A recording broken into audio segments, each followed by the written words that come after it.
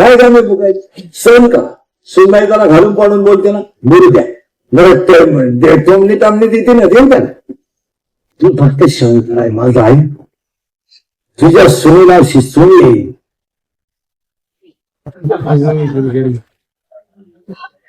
तू काय किती त्यांचं भांडण मिटवायला असेल फक्त कळू गाव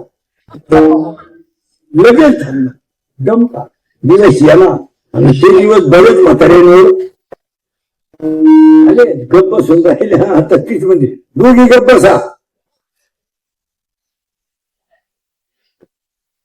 बोलतो ना अशी दोन म्हातारे इथं बसे